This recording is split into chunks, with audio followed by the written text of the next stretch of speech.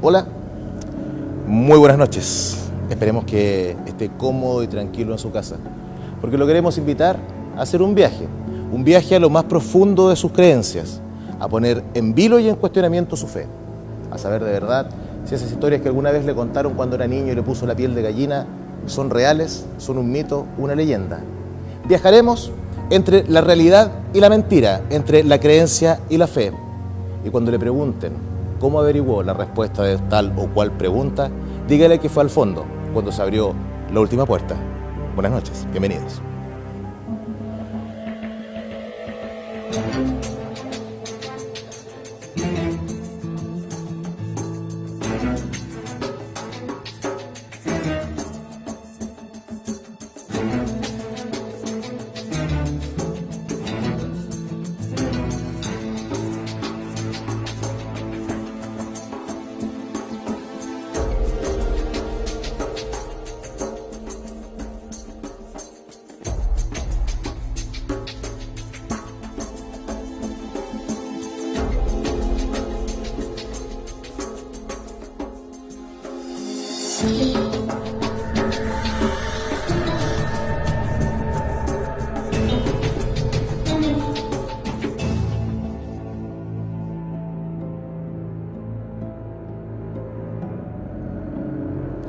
Si yo le mencionara a Radio Lautaro, si le nombrara, por ejemplo, a Alfonso Fernández, usted probablemente lo identificaría con la radiotelefonía regional e importantes instituciones.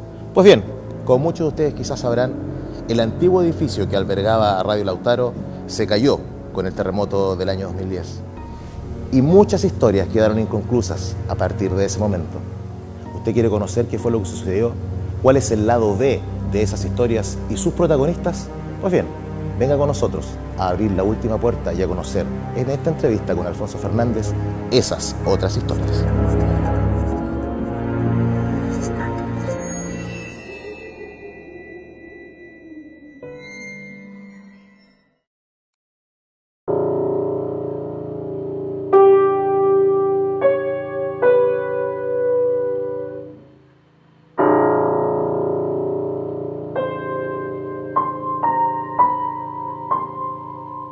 Yo trabajaba en la mañana de madrugada a las 6:30, salía al aire a las 7 de la mañana, entonces llegábamos a oscuro con el radiooperador, porque antes habían controles. Todavía existen algunos, quedan pocos. Así que nos juntamos los dos a la puerta, abríamos la radio, lo echábamos al aire, como se llama la transmisión. Por ejemplo, me levantaba de la mesa donde estaba trabajando, de locutor, de animador, y sentía, pero perfectamente claro, perfectamente audible, que me llamaban. Decían textualmente, Alfonso. Y yo miraba hacia atrás, miraba hacia el lado, miraba hacia adentro y no había nada. Recorría el pasillo de la Radio Lautaro buscando si alguien había ahí. Le preguntaba a Claudio Muñoz, Claudio, ¿escuchaste que me llamaron? Sí, pues me dijo. Pero no hay nadie, Claudio. Y no había nadie, no existía nadie.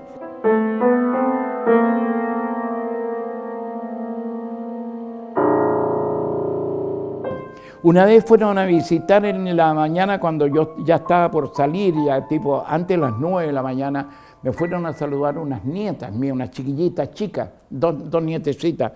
Fueron al patio y llegaron todas asustadas, corriendo a contarme que habían visto unos hombres con abrigo de color plomo, lo habían visto sentados en el patio.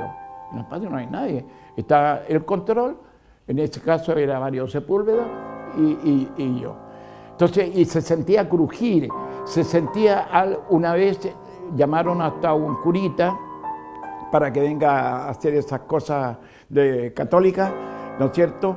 Porque se cerró la discoteca, que era inmensa, se cerró la discoteca y empezó a salir humo y salía olor a azufre. Se dice que era Eliezer Villarroel Medina, el jefe de periodismo que teníamos en la Radio Lautaro, que murió hoy. O sea, se enfermó grave ahí, después se murió en su casa, lógico, pero se cuenta que estuvo muy grave ahí. Me conta a mí también, pues yo era colega de él. Después se murió Germán Vergara y dicen que andaba penando. Otro locutor, colega que se murió, que trabajaba en el Insuco de inspector y de profesor, era locutor, muy buen locutor por lo demás. Y él escuchaba igual que yo, que lo llamaban, se escuchaban ruidos. Un día Claudio Muñoz me dice, oye, me dijo, ¿pasaste por el pasillo, me llamaste? No, le dije yo, pero si sentí tus pasos. Él me sintió que yo llegué con los pasos míos completos, con el golpe ese, y salió, y no había nadie, no existía nadie.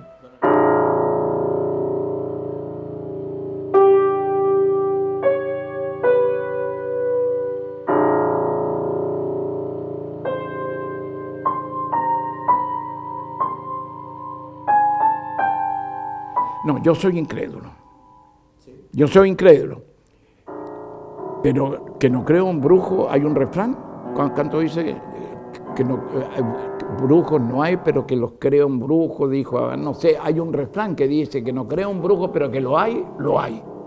Y yo estoy convencido de que algo existe, pero yo no puedo decir que son brujos, que son fantasmas, que son algo que no es normal, es absolutamente anormal, existe. Yo sigo incrédulo, pero de que brujos hay, garay, los hay. Pero yo soy un incrédulo, pero hay algo que no es normal. ¿Qué es lo que es eso? Es muy diferente a creer específicamente en algo. Así de simple.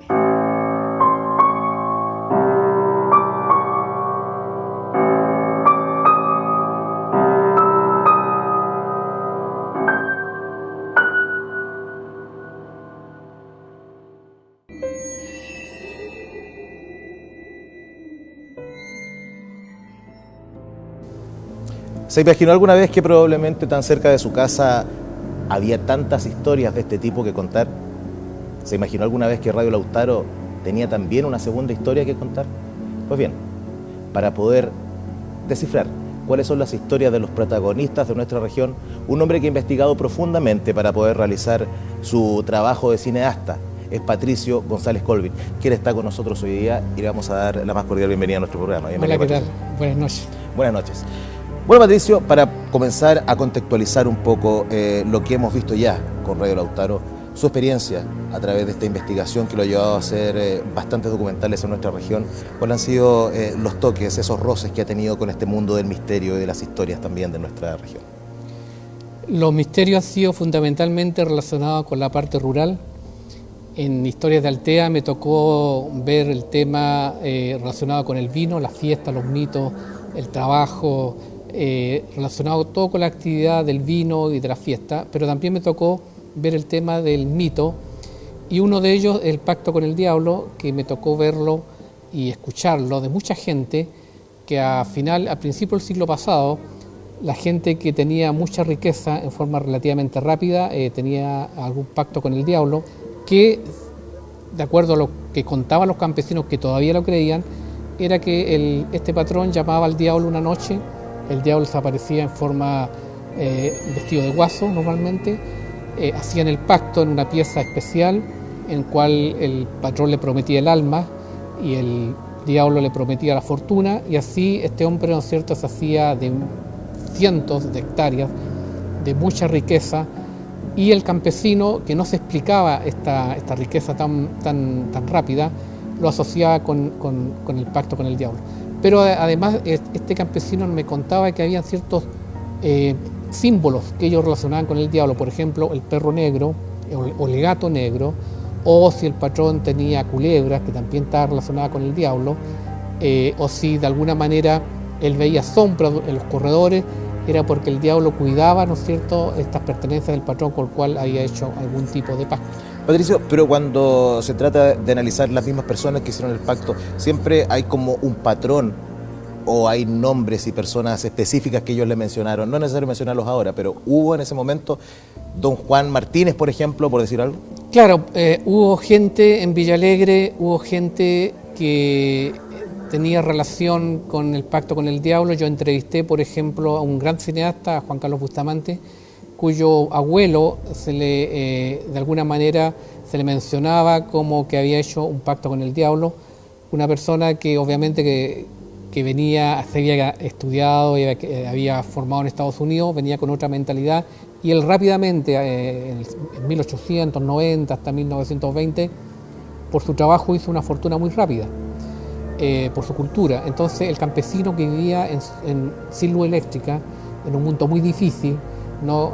Alumbrado con velas, con chonchones, un campesino que no tenía cultura, salvo la cultura religiosa, obviamente lo asociaba a esta riqueza rápida con el impacto con el diablo. ¿Usted se considera escéptico o de pronto tiende a creer más rápidamente en este tipo de cosas?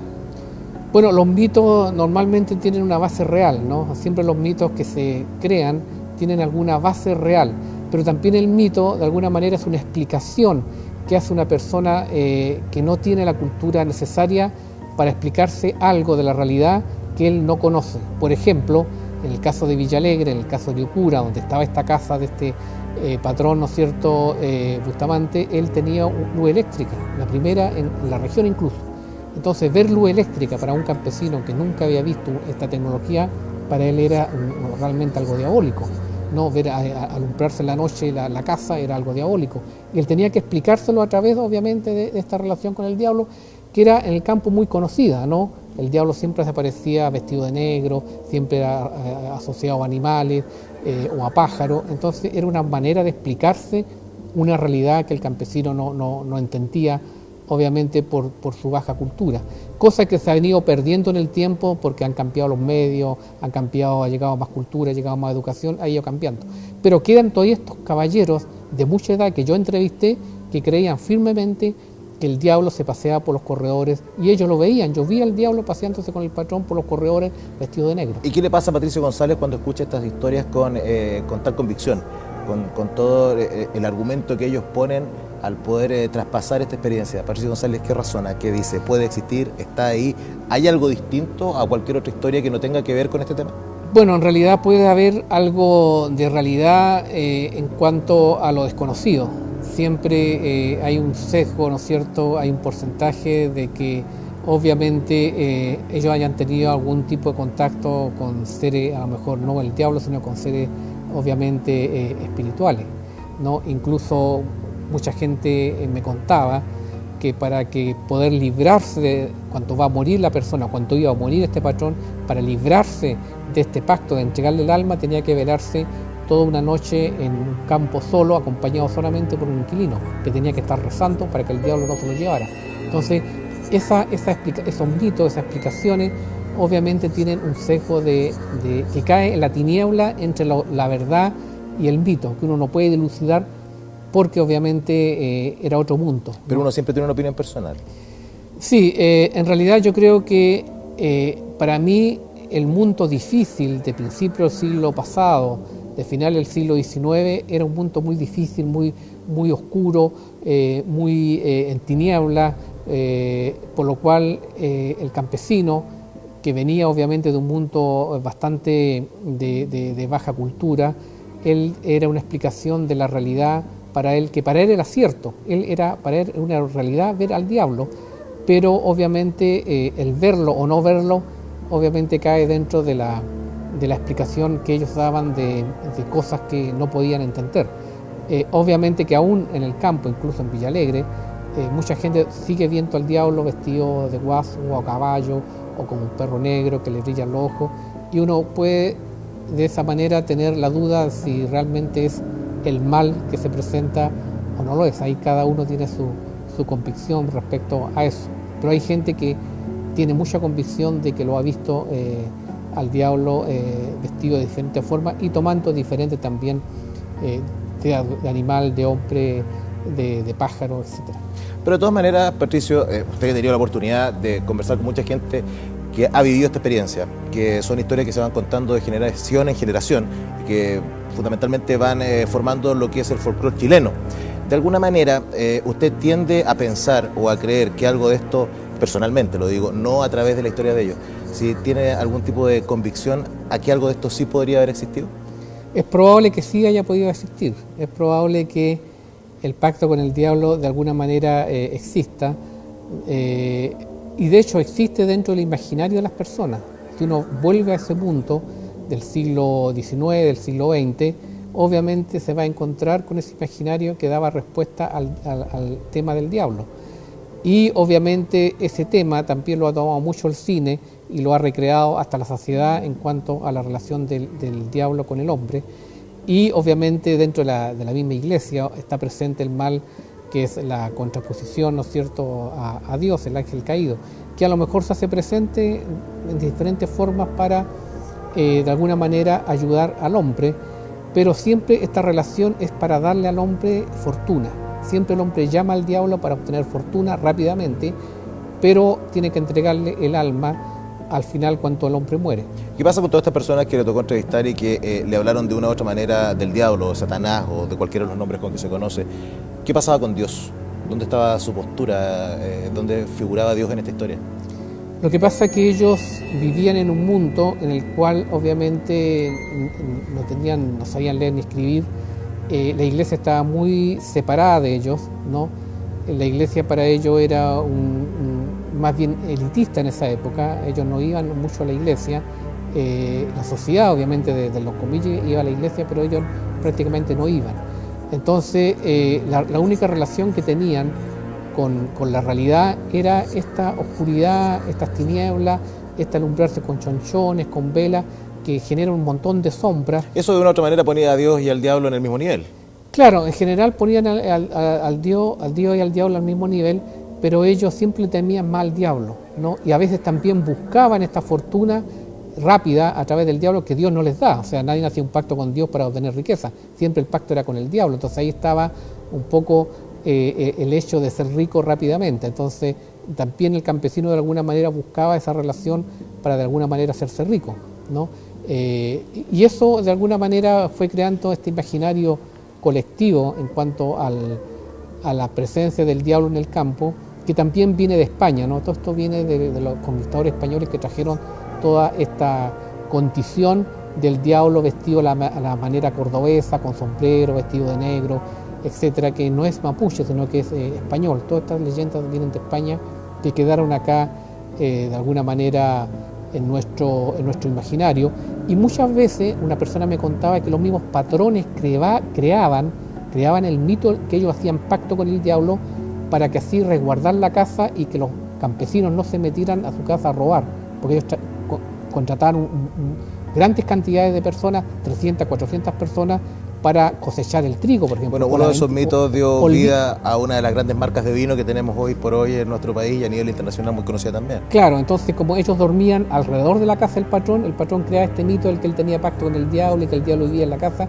y eso de alguna manera era un mecanismo de defensa para que no se entraran a robar a esta gente que él no conocía, que venían de Chillán, Enganche, incluso del norte, y también era una manera de defenderse en forma psicológica de no ser robado. Patricio, pero teniendo en cuenta las características que tienen estos personajes, Satanás, Dios como ejes centrales de toda la historia, probablemente se ramifica hacia abajo otros tipos de personajes. Por ejemplo, en el campo también se habla mucho del tema de los duendes, por ejemplo. Ellos tienen una característica distinta, se parecen un poco a lo que nosotros hemos visto a través de las películas, el típico duende irlandés vestido de verde con un sombrero en punta. ¿En Chile eso se da de esa misma manera o existen algunas diferencias con la mitología a nivel mundial? A mí me tocó, cuando hice Historias de Altea, entrevistar a una persona de Villa Alegre, del sector de Batudahue, que había visto duendes, ¿no? Y ella, el duende lo describía como un niño chico, más o menos de unos 80 centímetros, vestido de blanco, con un terno, vestido de blanco, peinado hacia atrás, con ojos muy azules, que se aparecía normalmente cuando el sol se ocultaba, porque la sustancia de la que está formado el duende es muy faule, muy ¿La sustancia física de la que está formada? Física. Entonces ellos no pueden exponerse al sol, entonces esperan que el sol se oculte, digamos cuando está todavía algunos rayos de sol en el atardecer, ahí aparecen en la viña, en el bosque, en la casa. Y si están vestidos de blanco, me decía ella, es porque traían de algún tipo de cariño o de afecto o de tranquilidad, ¿no? Habían otros duendes que se aparecían en la noche, que estaban vestidos de gris, pero cuando el duende se aparecía vestido de gris con una especie de sotana gris, era porque era un duende que trataba de perturbar el sueño o perturbar la casa o meter ruido o hacer algún tipo de daño psicológico. Entonces habían esos dos tipos de duendes. A ella por lo menos el duende que se le apareció en Batudahue era del duende blanco. ¿Y qué tipo de interacción tenía con ella? ¿Hablaba, la tocaba, había...? La única interacción que tenía con ella era solamente de aparecerse, ¿no es cierto? No hablar, pero sí ella consideraba que cuando había niños chicos, estos duendes se aparecían más, porque la interacción que ellos tenían parece eran con los niños de la misma edad. Con ellos conversaban, con ellos hablaban, pero no con los grandes. Entonces había una cierta interacción con ellos, con una especie de juego, ¿no? Pero ellos no traían ni fortuna, ni indicaban algún entierro, nada, sino que solamente aparecer, ¿no? Y traer este tipo de tranquilidad. Y ellos sabían en el campo muy bien que si era blanco podían estar en el campo, incluso su hijo interactuar con ellos sin problema. Pero si era gris, este duende de alguna manera traía algún tipo de molestia a la casa, algún tipo de alterar la tranquilidad propia del hogar. Si tan solo aparecían ellos en el campo chileno, ¿a qué le atribuyen el origen del espíritu del duende? ¿Desde dónde viene? ¿Cómo aparece? ¿Cómo llega hacia ellos? ¿Cómo los contacta finalmente? Ellos dicen que estos duendes aparecen en forma espontánea, no es que ellos los llamen, sino que aparecen en forma espontánea en alguna casa, normalmente cuando hay niños chicos. Y ellos lo atribuyen un poco a la divinidad, ¿no? El hecho de que aparezca un duende bueno, blanco, ellos lo atribuyen a que es algo tranquilo y también dejan tranquilo al duende, ¿no? Pero en cambio el duende oscuro, que digamos sería la parte contraria, la oscuridad, serían duendes más malévolos, que dentro del imaginario también hay este tipo de duendes que vienen a hacer más perjuicio, más daño, más molestia que beneficio. ¿Algún tipo de experiencia con este tipo de duendes más oscuros, por decirlo de alguna manera, que hayan interactuado con ellos y que hayan tenido alguna experiencia, valga la redundancia, con haber convivido con estos seres? Bueno, ella tenía también un pariente que vivía cerca de ellos en una bodega, que se aparecía en la noche en el dormitorio, este duende oscuro, este duende gris, y obviamente le perturbaba el sueño y obviamente el tipo finalmente se tuvo que cambiar de casa, ¿no? Porque estos duendes seguían molestando y seguían haciendo ruido, no causaban ni muerte ni enfermedades, pero sí molestaban. Y para una persona, obviamente, campesina, que se le aparezca este tipo de seres, obviamente también es un poco aterrador. ¿Alguna experiencia más contemporánea al respecto de esto también? ¿Alguna persona que sea más de esta época en el fondo y que haya tenido una experiencia similar a la que le contaban en este? No, esta persona todavía vive en Villalegre y estamos hablando de los años 2000. Los años 90, muy poco, que aparecía este duende. Y después dejó de aparecer, de repente, Entonces, no, casi actualizado. Dentro de la época de los años 80, 90, ella vio este tipo de duende, pero normalmente en el campo, ¿no? Asociado al bosque, a la viña, a la casa rural. Siempre tiene mucha relación con la viña. ¿Por qué sería? Porque tal como lo hablábamos en el tema anterior, en los temas diabólicos, o en este momento con el tema de los duendes, siempre la viña está muy relacionada, puede ser por la zona simplemente, porque en otros lugares, en otras zonas rurales del país que no están dedicados específicamente al tema del vino, probablemente hay otro tipo de plantaciones y también podría darse ahí. ¿Está dado por la zona simplemente? Bueno, el hecho de que los conquistadores hayan traído el vino y el trigo, acá en la zona central de Chile, permitió hacer agricultura. La agricultura hace que la gente se quede en el lugar, forme ciudades, forme una cultura asociada al vino y forme también toda una estrategia sociológica de etapas estacionales relacionadas con el vino. Entonces, como eso ha ocurrido desde la llegada de los españoles hasta la fecha, la gente se ha quedado, los abuelos, los tatarabuelos, los bisabuelos, hasta al día de hoy, ellos han creado esta cultura asociada al vino, que es, como decíamos, el pacto con el diablo, los duendes, etcétera. Es decir, que la mística del vino también podría estar asociada a las creencias. A las creencias, porque eso es lo bueno que tiene la agricultura. La agricultura hace que la gente se quede en un lugar para siempre y genere, a través de las estaciones del año, cuentos, leyendas, fiestas, trabajo, etcétera, relacionado con la actividad del vino. Todos los cuentos, todas las leyendas, todas las fiestas que tenemos en la zona central de Chile han estado siempre relacionadas con el vino, de alguna manera, con la vendimia, con el 18 de septiembre, ¿no es cierto?, con el vino que queda en la bodega oscura, etcétera. Es decir, el vino ha creado toda esta cultura relacionada con el pacto con el diablo, con los duendes. ¿Por qué? Porque la gente ha permanecido en un lugar y eso ha ayudado a crear un imaginario asociado con el vino. Patricio, a lo largo y a lo corrido de esta conversación, probablemente los televidentes también se han dado cuenta que usted aparece como un personaje un poco escéptico ante las historias. Le pregunto nuevamente, ¿se considera escéptico o creyente de este tipo de cosas? Más bien agnóstico. Agnóstico es decir, no tengo una explicación ni positiva ni negativa frente al tema. Puede haber algo, obviamente relacionado, puede haberse aparecido algo, De hecho, en el mundo hay muchas certificaciones del propio Vaticano de posesiones diabólicas que no han sido explicadas por la medicina, entonces seguramente debe haber algo. Pero usted entrevistó a una bruja real. Claro, yo dentro del segundo documental sobre la religión campesina pude contactarme con una bruja real que ella me contó la manera en que ellos logran este poder. ¿Cómo llega ella? Para hacer el bien y el mal. Al principio, ¿cómo llega ella? ¿Cómo logra Bueno, contactarle yo en realidad que ella estaba se entregue a la haciendo, entrevista? claro, yo estaba haciendo un documental sobre la religión campesina y estaba filmando la Noche de San Juan, que se da en Panimávida, Colbún. Y dentro de la Noche de San Juan, obviamente, hay muchas personas que se visten de brujas y hacen todo el rito de las brujerías, de las pruebas, del pacto con el diablo, etc. Y dentro de ese espacio pude conversar e entrevistar a una persona que hacía brujería. La brujería, el poder la había heredado de su mamá de su abuela y su bisabuela, y hacía hacia atrás, porque una bruja cuando muere tiene que traspasar el poder. ¿Cuál es la sensación que le quedaba cuando la conoció? ¿Había algo especial en Nada, ella, una mirada distinta? Nada especial, nada, ni estaba vestida de negro, ni tenía la nariz, ni tenía el gorro, nada. Una persona común y corriente, que ella me decía que en realidad una bruja no puede morir si no traspasa el poder a otra persona. No puede morir.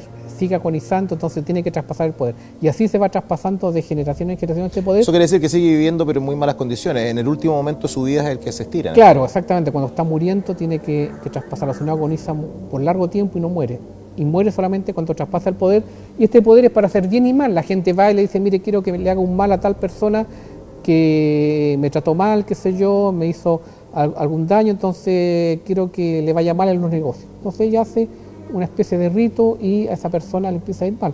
¿Pero la misma bruja podría ser bien y mal? Claro, o quiero conquistar a tal persona, a tal niña, ¿no es cierto? Y la bruja le da los elementos necesarios para que la conquiste y tenga amor y tenga felicidad. O sea, aquí derribamos otro de los mitos sobre las brujas, que había una bruja blanca y una bruja negra también, al igual que los duendes. No, acá no. En este caso, ¿podrían cruzarse ambas funciones? La bruja chilena normalmente hace los dos, lo bueno y lo malo. Incluso puede inducir enfermedades a una persona o la puede sanar. A mí me contó ella un hecho que le ocurrió a su abuelo, el cual de alguna manera refleja este poder que tienen ellos, que el abuelo se haya enamorado de una niña que estaba en una casa tipo ramada, que sé yo, muy bonita, una hostería, ¿no? En ese tiempo, y una fonda se llamaba en ese tiempo, y que el caballero iba todas las noches, todos los días, se enamoró de la niña, pero después el caballero tuvo la mala fortuna de engañar a esta niña, y esta niña, para vengarse, fue ante una bruja que le dio unos especies de polvo, dijo, échatelo en el vino, cuando vaya a tomar, échatelo en el vino. Ahí está nuevamente la relación vino con el mito. Y este caballero se tomó este vino y empezó a tener alucinaciones, empezó a perder la memoria, empezó a trastornarse. Y uno de los hechos que decía ella, incluso ella se acordaba, que veía gente muerta, el abuelo. Por ejemplo, iba a una ramada de yo le decía, mira, estaba tocando la Rosita, estaba tocando la María, tan bonito, vamos a verla. Y ella decía, pero abuelito, si esas personas murieron hace 20 años, hace 40 años que murieron, ¿cómo la va a poder ver?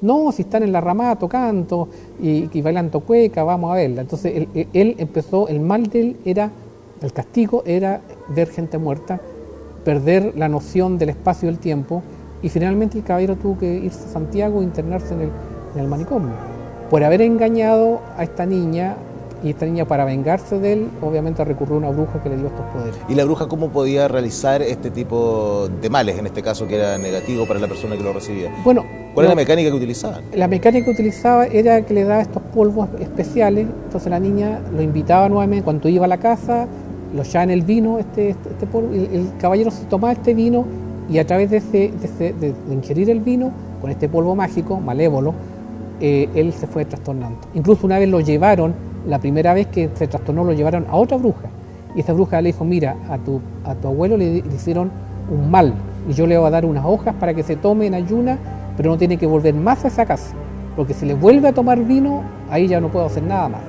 Y le dieron esa hojita, el caballero se mejoró muy bien, pero tuvo la mala fortuna de volver nuevamente a la casa a la niña, y la niña le dio con más potencia otra vez, y ahí ya se trastornó completamente. ¿Cómo queda entonces para ir cerrando esta conversación, la sensación de Patricio González al conocer estas historias y finalmente terminar entrevistando a una verdadera bruja. Esto no son cuentos, no es televisión, no es el Mago de Oz, es una bruja real. ¿Qué sensación queda finalmente como conclusión? Y saber, efectivamente, como un testigo ocular, si existen o no. Yo creo que haya mucha gente en este lugar, ¿no es cierto?, que menciona en Casa Panimá y de Colbún, muy culta, que me decía a mí y a mi marido le hicieron una brujería y se enfermó y murió y yo no pude saber por qué había muerto y una brujería. Y era gente muy culta, gente que de estudio universitario. Y así encontré mucha gente que creía y le temía a esta bruja, por lo cual yo creo que, de hecho, nunca nadie ha hecho un documental sobre las brujas de la región del Maule por este mismo efecto de la duda que queda del poder que realmente ellas tienen sobre las personas.